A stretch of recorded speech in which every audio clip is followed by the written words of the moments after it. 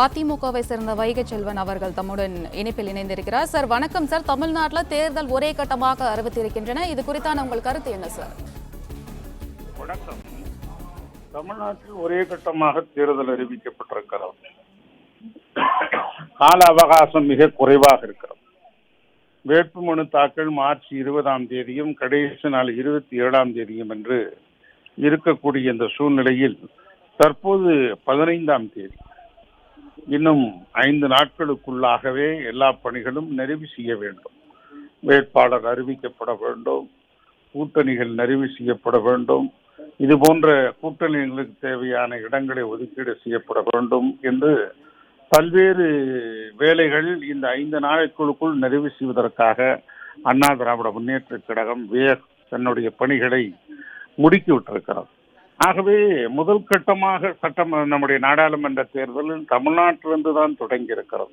ஆக இந்த தொடக்கம் ஒரு நல்ல தொடக்கமாக ஒரு வெற்றி சரித்திரம் கிடைக்கின்ற விதத்திலே அண்ணா திராவிட முன்னேற்ற கழகத்திற்கு அமையும் என்கிற நம்பிக்கை எங்களுக்கு இருக்கிறது.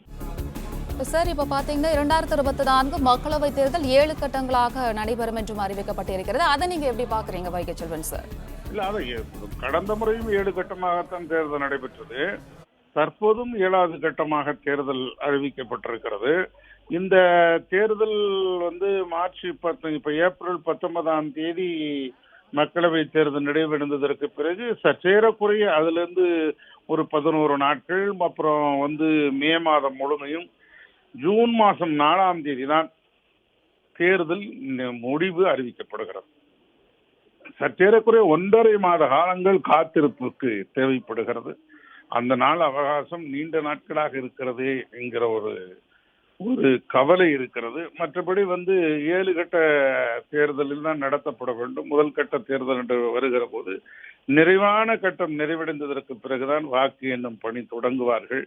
ஆகவே அந்த ஆவலோடு அந்த ரிசல்ட் விடை கிடைப்பதற்கு 1.5 மாத காலங்கள் காத்திருக்க வேண்டியது இருக்கிறதே என்கிற கவலை இருக்கிறது.